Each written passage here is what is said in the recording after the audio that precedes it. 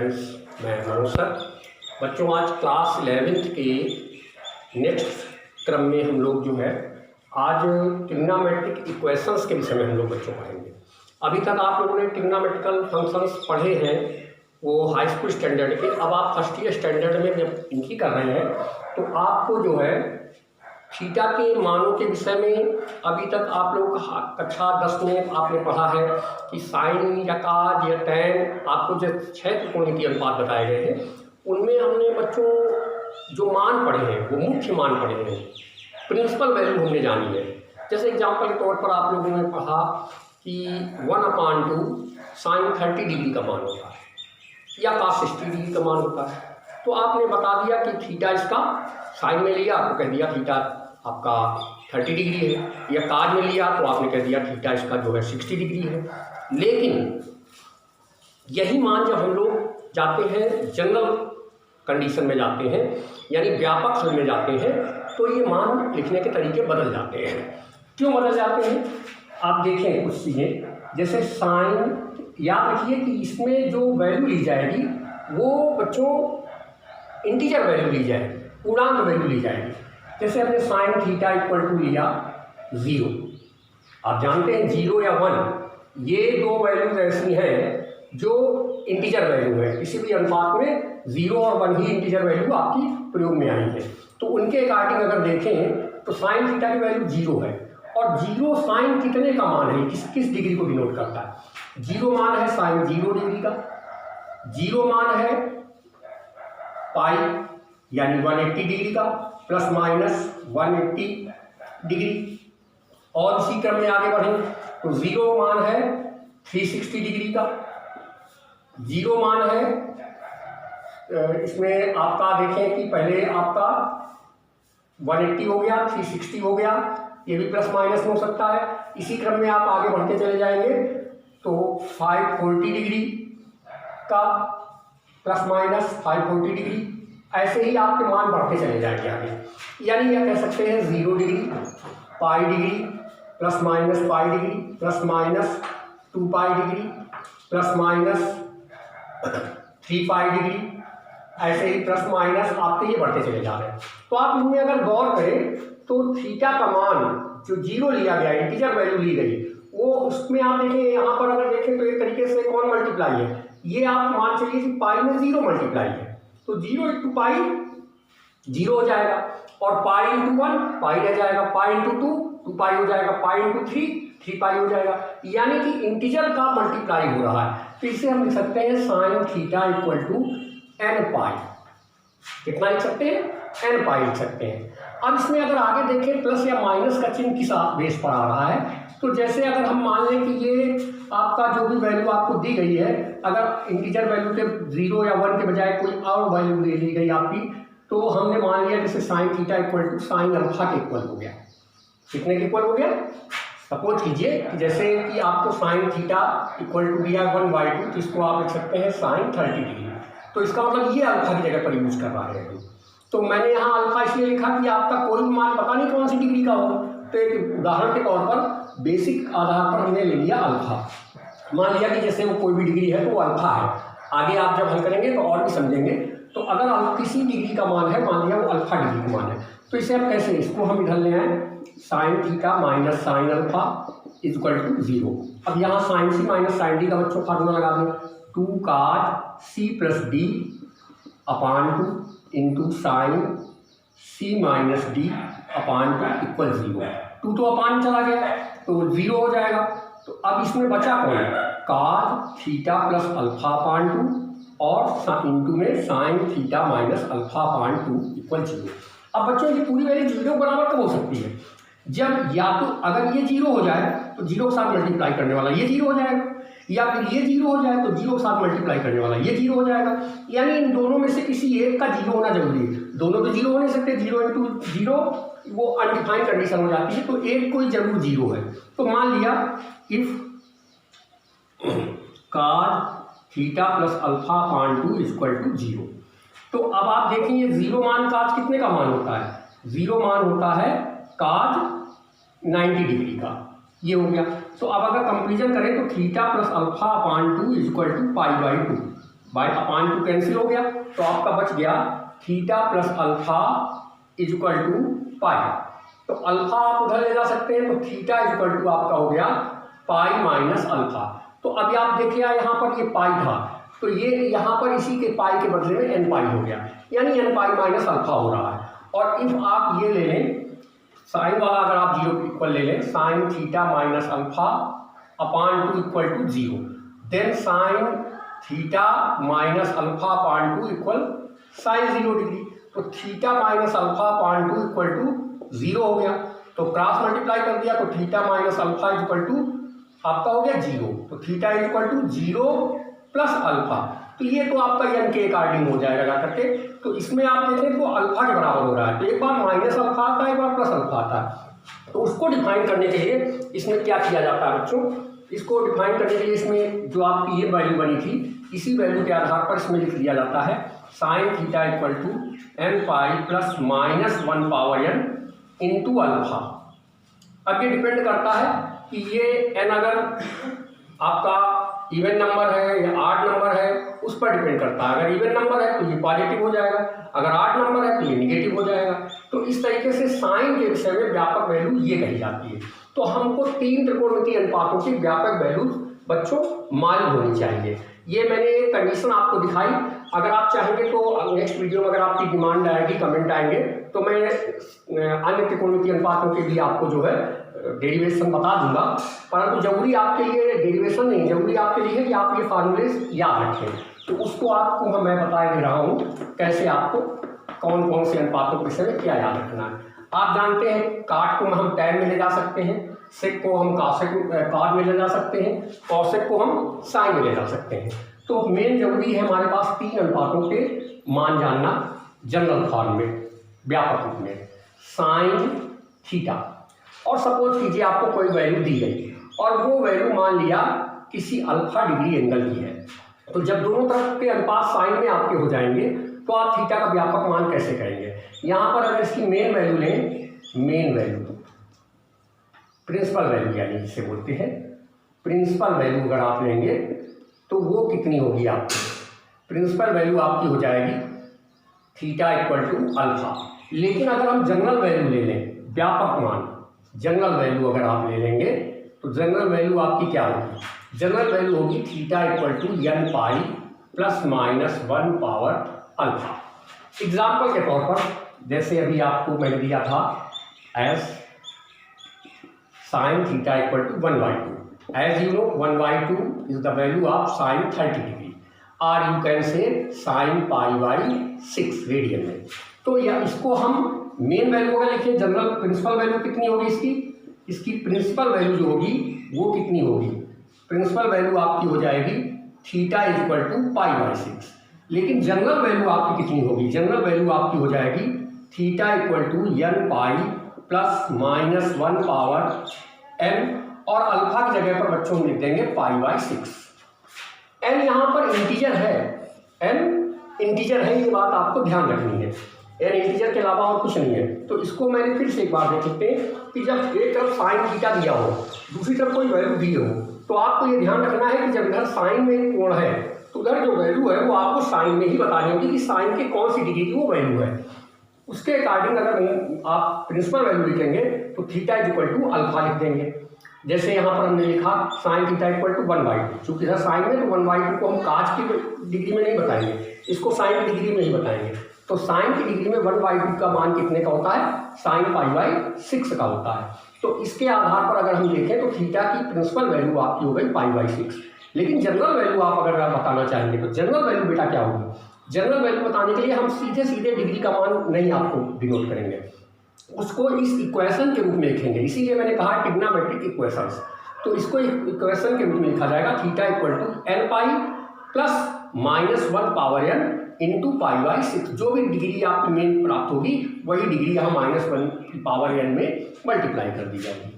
इसी प्रकार यानी ये आपको फार्मूला याद रखना है साइन के लिए, ये साइन के लिए ये फार्मूला आपको याद रखना है। ऐसे ही काज के लिए बच्चों क्या फार्मूला होता है, cos theta equal to cos alpha. यानी कोई वैल्यू दी गई है, एक फार्म आपकी ये हो गई, मैं दूसरी फार्म आपको बता रहा हूँ। कास थीटा का इधर थीटा एंगल है और कोई वैल्यू दी गई है, जैसे यहाँ थीटा एंगल और वैल्यू ये दी गई, ऐसे कोई वैल्यू दी गई और वो वैल्यू मान लिया अल्फा डिग्री की है, तो दोनों तरफ काज में हो गया। तो इसकी प्रिंसिपल वैल्यू कितनी हो गई? प्रिंसिपल वैल्यू हो गई theta is equal to alpha. लेकिन इसकी जनरल वैल्यू जो होगी वो कितनी होगी? जनरल वैल्यू कैसे, किस फॉर्म में लिखी जाएगी? ये लिखी जाती है 2n pi plus minus alpha के रूप में, 2n pi plus minus alpha, इस रूप में इसको लिखा जाता है। तो इसमें अगर आप देखें काज में जब आप लिखेंगे तो थीटा को लिखेंगे 2n pi plus minus alpha के रूप में आप लिखेंगे। एग्जाम्पल के तौर पर जैसे यही वैल्यू हमने लेते हैं, आपका ले लिया cos थीटा इक्वल टू 1/2। अब आप यहाँ जानते हैं ये cos 60 डिग्री की वैल्यू है तो cos π/3। ये ध्यान रखिए, ये मान ज़्यादातर रेडियन में लिखे जाते हैं। आपने सोचा 60 डिग्री का है, 60 डिग्री को रेडियन में हम π/3 लिख सकते हैं। तो यहाँ पर हम थीटा अगर प्रिंसिपल वैल्यू में घोषित करें, इसकी प्रिंसिपल वैल्यू जो हो जाएगी वो होगी थीटा इक्वल टू π/3। लेकिन अगर जनरल वैल्यू हम बेटा डिनोट करें तो जनरल वैल्यू को इस रूप में नहीं लिखेंगे, इक्वेशन रूप में लिखेंगे, लिख देंगे 2n pi plus minus alpha की जगह π/3 लिख देंगे। तो ये आपका काज के रूप में हो गया। आशा है आपको बात समझ में आए रही होगी। फिर एक बार देख सकते हैं, जब काज में इधर डिग्री कोण आपका जो भी एंगल दिया हो काज में हो और कोई वैल्यू दी गई हो, तो वो वैल्यू का मान आपको काज की डिग्री में ही जानना है कि कौन सी डिग्री का है, और तब आपकी डायरेक्ट ये जो वैल्यू होगी वो आपकी प्रिंसिपल वैल्यू हो जाएगी। लेकिन जब इसको जनरल फॉर्म में जब लिखेंगे तो जनरल फॉर्म में लिखने के लिए theta equal to 2n pi plus minus alpha करके लिख देते हैं। अल्फा वो डिग्री है जिस डिग्री का वो मान था। जैसे एग्जाम्पल के तौर पर मैंने आपको दिया cos थीटा इक्वल टू 1/2 है, तो 1/2 के अकॉर्डिंग ये वैल्यू हमने देखा कि cos π/3 डिग्री की है, तो हमारा जनरल जो एंगल है वो π/3 हो गया। तो इसको हम प्रिंसिपल जो एंगल है वो हमारा π/3 हो गया। तो जनरल फॉर्म में अगर हम इसको लिखेंगे बेटा तो कैसे लिखेंगे? थीटा इक्वल टू 2n पाई, ये यहाँ लिखा ना 2n पाई प्लस माइनस करके अल्फा, वो एंगल जो एंगल हमने आपको प्राप्त किया जो प्रिंसिपल वैल्यू थी एंगल की वो थी π/3, वो यहाँ पर लिख दी गई। इसी प्रकार tan के लिए बच्चों करेंगे। tan में आपको इसकी 4 फॉर्म से याद रखनी है, बस 4 फॉर्म के अकॉर्डिंग हम लोग करेंगे। दूसरा आपका एक tan के लिए आ जाता है तीसरी स्थिति, tan theta equal to tan alpha, यानी कि आपको कोई वैल्यू दी गई है और मान लिया वो वैल्यू tan के अल्फा एंगल की है, तो दोनों तरफ जब tan हो गया तो इसका जनरल आपका प्रिंसिपल वैल्यू आपकी जो हो गई वो गई थीटा इक्वल टू अल्फा, और जनरल वैल्यू जो आपकी हुई, व्यापक वैल्यू जो आपकी हुई, तो व्यापक वैल्यू में थीटा इक्वल टू लिखा जाएगा n पाई प्लस अल्फा। ये आप ऐसे लिखेंगे। एग्जाम्पल के तौर पर हम जैसे ले लेते हैं as tan theta is equal to ले लिया 1। आप जानते हैं 1 मान वैल्यू है tan π/4। तो इसमें हम अगर देखें तो प्रिंसिपल वैल्यू इसकी जो बच्चों हो गई थीटा इक्वल टू π/4 हो गई ना, थीटा इक्वल टू π/4 हो गई। अब आप इसमें देखें कि इसको हम जनरल फॉर्म में लिखें तो इसकी जनरल वैल्यू क्या हो जाएगी? इक्वेशन रूप में लिखते हैं, थीटा इक्वल टू n पाई लगा देंगे और प्लस, इसमें माइनस नहीं रहता है, प्लस अल्फा की जगह आपने लिख दिया π/4। इस तरीके से ये आपकी चौथी कंडीशन होगी जब tan theta equal to tan alpha. tan theta की वैल्यू 1 है और 1 हमको मालूम है tan π/4 डिग्री का है, तो इसका मतलब अल्फा के स्थान पर π/4 हो गया। तो मैंने आपको बताया किसी भी अनुपात में जो वैल्यू दी गई है आपको जानना ही है कि वो वैल्यू उस अनुपात के कौन सी डिग्री की वैल्यू है। tan है तो tan में कौन सी डिग्री की है, साइन होता तो साइन में कौन सी डिग्री की वैल्यू है, काज होता तो काज में कौन सी डिग्री की वैल्यू है, ये आपको पता लगाना होगा। उसके अकॉर्डिंग हम ये जान लेंगे कि उसकी जो मेन वैल्यू है एंगल की वो कितनी होगी, जिसे हम प्रिंसिपल वैल्यू कहते हैं। तो प्रिंसिपल वैल्यू को मालूम हो जाने पर हम उसको जब जनरल फॉर्म में लिखेंगे तो थीटा इक्वल टू लिखेंगे n पाई प्लस π/4 जब दोनों तरफ tan है। और जैसा आपने देखा साइन में यही कुछ और लिखते हैं। अगर यही बात हम साइन के लिए ले लेते हैं तो फिर एक बार देखते हैं sine theta equal to 1। As you know 1 value होती है साइन 90 डिग्री की। तो यहाँ पर आपकी मेन वैल्यू जो प्रिंसिपल वैल्यू है वो तो π/2 हो गई बेटा। अब अगर इसको हम जनरल फॉर्म में लिखेंगे तो थीटा इक्वल टू साइन के लिए क्या इक्वेशन बताई गई, n pi plus minus 1 power n और अल्फा हर जगह यहाँ हो गया π/2। और यही अगर काज में होता cos थीटा इक्वल टू 1 तो काज में हमें मालूम है cos 0 डिग्री की वैल्यू होती है। तो थीटा को जनरल वैल्यू तो आपकी 0 हो गई, लेकिन प्रिंसिपल वैल्यू आपकी 0 हो गई, जनरल वैल्यू आपकी जो बच्चों की वो क्या होगी, थीटा इक्वल टू, इसमें बताया गया क्या लिखते हैं जब दो तक काज होता है 2n पाई आगे लिख देते हैं और फिर प्लस माइनस, और अल्फा की जगह आपका हो गया 0। तो कुल मिलाकर के इसमें थीटा इक्वल टू आ गया 2n पाई। इस तरीके से हम लोग थीटा की मेन वैल्यू और जनरल वैल्यू में फर्क करते हैं कि जनरल वैल्यू क्या है, मेन वैल्यू क्या है। तो ये 3 आपके फार्मूले हैं, वो मैं साइड में लिखे दे रहा हूँ। साइन के लिए क्या है, काज के लिए क्या है, टेन के लिए क्या है, इनको आपको ध्यान रखना है। इस प्रकार हमको 3 इक्वेशन बच्चों मिल गए। और वीडियो आप 2 बार देखें तो आपको ज़्यादा अच्छे से बातें समझ में आएंगी, क्योंकि एक बात देखें, कुछ बातें कान के अंदर पहुंचती हैं, कुछ दिमाग से मिस हो जाती हैं सुनते सुनते, इसलिए वीडियो को 2 बार देखा करिए। तो जब दोनों तरफ साइन हो तो थीटा को आप लिखेंगे जनरल वैल्यू के रूप में n pi plus minus 1 power n into alpha, number 1। Number 2, cos theta equal to cos alpha के रूप में जब हो तो आप लिखेंगे theta equal to 2n pi plus minus alpha के रूप में। तीसरा आपका आ गया tan theta equal to tan alpha के रूप में, तो आप थीटा को लिखेंगे n पाई प्लस अल्फा के रूप में। इस तरीके से आप इनको डिनोट कर देंगे। अब एक और चौथी फॉर्म जान लें। जब हमारे अनुपात में जो एंगल दिया है, एंगल वाला अनुपात स्क्वायर में है, तो जाहिर है दूसरी तरफ जो वैल्यू बच्चों दी गई हो उसको भी आप स्क्वायर में बदलेंगे और जानेंगे कि स्क्वायर उसका आप जब रूट ले लेंगे तो रूट वैल्यू साइन के किस डिग्री का है। सुन लीजिएगा बात, आपने ये देखा कि इधर का जो अनुपात है वो स्क्वायर में, और कोई वैल्यू आपको दी गई, आपको वैल्यू का रूट लेकर स्क्वायर बदलना है। तो रूट की जो वैल्यू आएगी वो साइन की किस डिग्री की वैल्यू है उसी का स्क्वायर लिख देंगे। और मान लिया वो साइन की अल्फा डिग्री की वैल्यू है, जो रूट आएगा वो अल्फा डिग्री का है, तो चूंकि उसको हम स्क्वायर करेंगे तो इधर भी इसका स्क्वायर कर देंगे। तो जब दोनों तरफ स्क्वायर हो, इसी प्रकार काज में हो, टैन में हो, तो आप थीटा को किस रूप में लिखेंगे? इसमें हम लिखेंगे थीटा बराबर n pi plus minus alpha. ऐसे ही cos square theta equal to cos square alpha कितने बच्चों को, तो थीटा इक्वल टू हम लिख देंगे n pi plus minus alpha. सब में यही रहेगा, जो स्क्वायर है तो सबके लिए एक कॉमन कंडीशन आपकी हो गई। अगर tan square theta equal to tan square alpha है तो भी आप लिखेंगे theta equal to n pi plus minus alpha. अब आप इसका एग्जाम्पल एक समझ लें। जैसे मैंने लिया sine square theta equal to 1/2 ही ले लिया।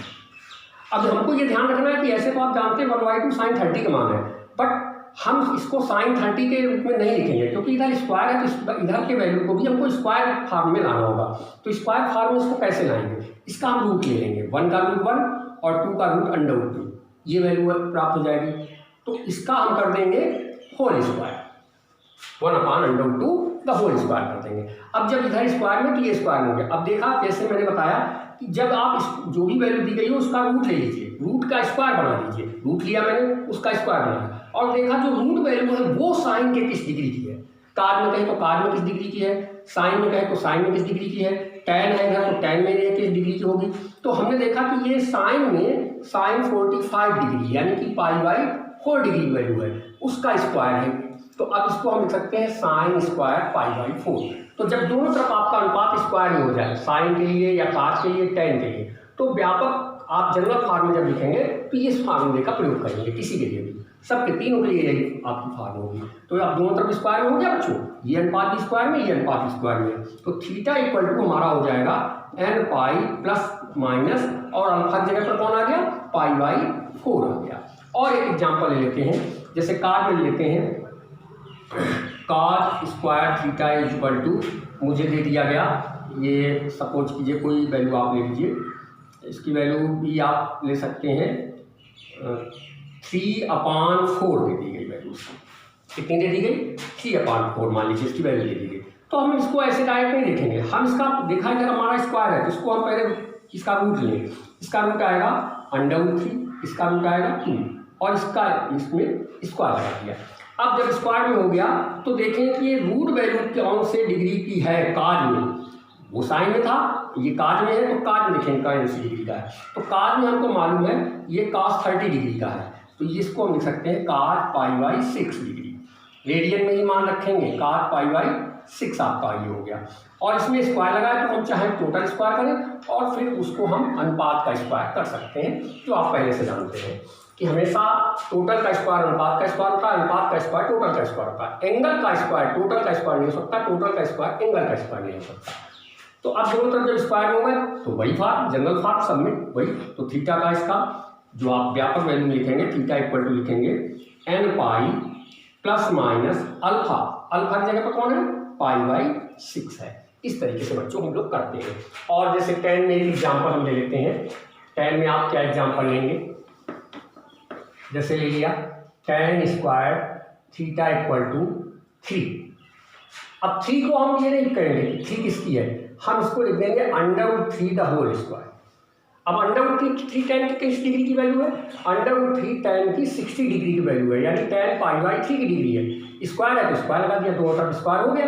जब स्क्वायर हो गया तो इसकी जो जनरल फॉर्म होगी थीटा की, तो आपने देखा कि जब दोनों तरफ tan में था तो स्क्वायर हो जाने पर मैंने क्या किया, 3 इधर स्क्वायर है, इधर जो भी वैल्यू दी गई उसका रूट ले लीजिए आप, उससे स्क्वायर बदलिए, और जो रूट आए वो वैल्यू कौन सी डिग्री की है उसी अनुपात में जो अनुपात इधर है, ये आपको ध्यान रखना है। साइन में भी यही मैंने किया, कार्ड में भी यही मैंने किया। जब साइन में था तो साइन रूट लेने के बाद देखा साइन में कौन सी डिग्री का है, कार्ड में जब था तो रूट जो भी वैल्यू दी गई उसका रूट लेने के बाद सोचा कौन सी डिग्री का है, और tan में जब दिया तो रूट लेने के बाद सोचा कौन सी डिग्री का है। तो उन तीनों अवस्थाओं में आप देखें कि जो आप जनरल फॉर्म लिखेंगे तो n पाई प्लस माइनस करके लिखेंगे, तो n pi plus minus alpha की जगह बच्चों हो गया π/3।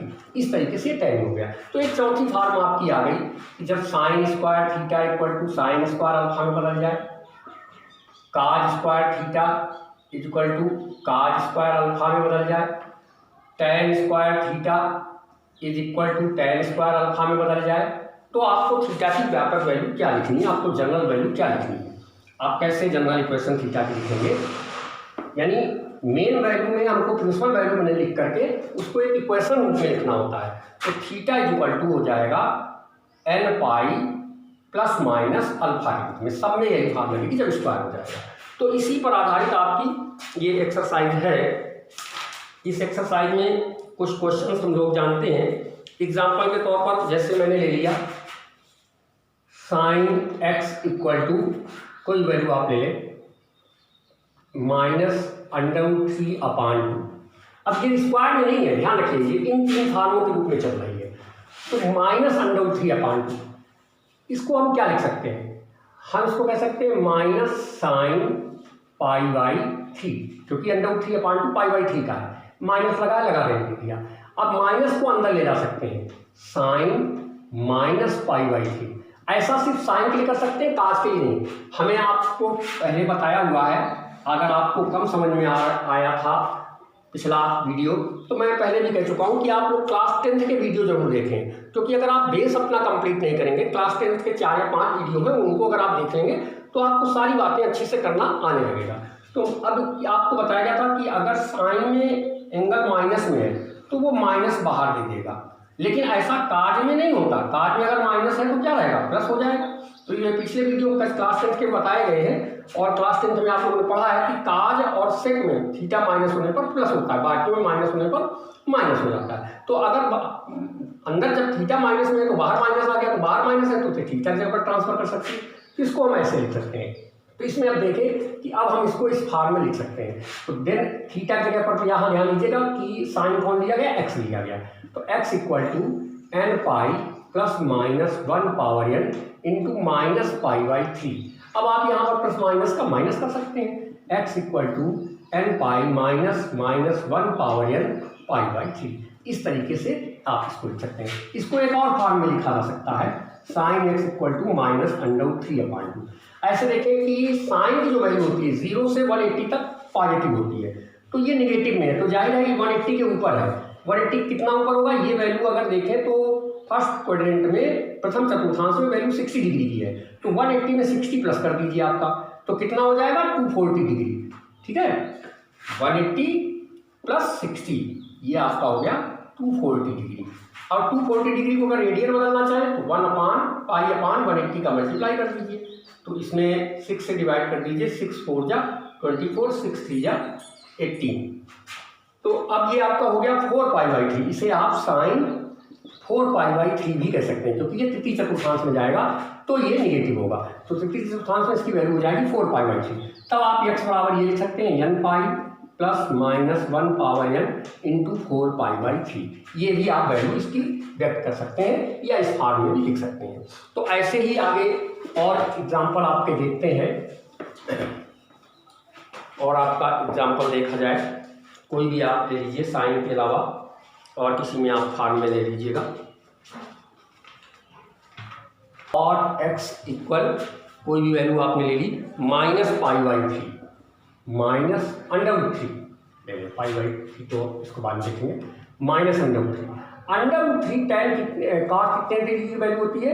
√3 अगर पॉजिटिवली सोचा जाए तो √3 हमेशा पहले माइनस को हटाकर आप फर्स्ट क्वाड्रेंट में सोचें कि पॉजिटिव मान लें, उसको माइनस हटा दें, पॉजिटिव है तो पॉजिटिव माने, निगेटिव है तो पहले पॉजिटिव माइनस निगेटिव को आप अलग रखें और पॉजिटिवली सोचें कि कौन से चतुर्थांश में है। तो पॉजिटिवली आप 90 के अंदर ही सोचेंगे। तो 90 के अंदर अगर इसको हम बच्चों देखें तो √3 जो होता है वो आपका cot 30 डिग्री की वैल्यू होती है। तो cot 30 डिग्री की है ये, तो इसको हम लिख सकते हैं -cot π/6। और जैसा बताया गया cos और sec में माइनस होने पर प्लस होता है, तो प्लस को भी माइनस लिख सकते हैं, लेकिन बाकी 4 अनुपातों में माइनस होने पर माइनस और माइनस यहाँ होने पर बाहर माइनस। तो यहाँ बाहर माइनस है तो इससे हम एंगल की जगह ट्रांसफर कर दें, क्योंकि काट में -θ होने पर ये माइनस बाहर आ जाएगा। अब दोनों तरफ जब ये कंडीशन हमारी बन गई तो इसको हम tan में बदल दें। tan में अगर आप देखें तो इसकी क्या कंडीशन हो जाती है जाकर के, क्योंकि हमें जो मान बताए गए हैं वो tan में बताए गए हैं। तो इसको आप चाहे काट में भी करके लिख सकते हैं और tan में करके भी लिख सकते हैं। tan में हमारा ये दूसरी कंडीशन हो जाएगी। क्या हो जाएगी आप देखें इसमें कि अगर ये हमारा ऐसी कंडीशन दे दी गई, मैं उसमें काट में भी आपको दोबारा बता दूंगा, cot x इक्वल टू -√3, तो tan x इक्वल टू हो जाएगा -1/√3, क्योंकि tan काट का रेसिप्रोकल होता है, व्युत्क्रम होता है। तो इतना हो गया। अब इसको हम लिख सकते हैं -tan π/6, ये वैल्यू दी गई। तो अब इसे ट्रांसफर कर दीजिए, tan x equal to tan -π/6, ये हो जाएगा बच्चों। तो अब आप देखें आपकी tan वाली फॉर्म, काट से मैंने इसलिए हटा दिया क्योंकि tan वाली फॉर्म में आपने फार्मूला तैयार किया है। तो कोई भी अनुपात हो आप इन्हीं 3 में बदल लिया कीजिए आसानी से और उसके बाद बात करिएगा। तो x इक्वल टू हम लिख सकते हैं, थीटा की जगह पर x है बच्चों और n प्लस अल्फा बताया गया है, तो प्लस अल्फा की जगह आपने दिया -π/6। तो ये ट्रांसफर हो गया n -π/6 के रूप में, ये आपका जनरल फॉर्म में हो गया। तो इस तरीके से हम मान लेकर के उनको ट्रांसफर कर सकते हैं। तो और आप देखें एग्जाम्पल। तो बच्चों आपने इस वीडियो में मैंने अपने थीटा के जो जनरल वैल्यूज के लिए जो इक्वेशंस होती हैं अलग अलग अनुपातों के लिए, उनके विषय मैंने आपको बताया, साइन में बताया, काट में बताया, tan बताया, स्क्वायर होने पर बताया। इन फार्मों में इनको लिखा जाएगा। ये इक्वेशंस आपको याद रखनी कि साइन के लिए ये में, काट में होने पर ये रूप में, tan में होने पर इस रूप में और स्क्वायर होने पर इस रूप में आप घोषित करेंगे।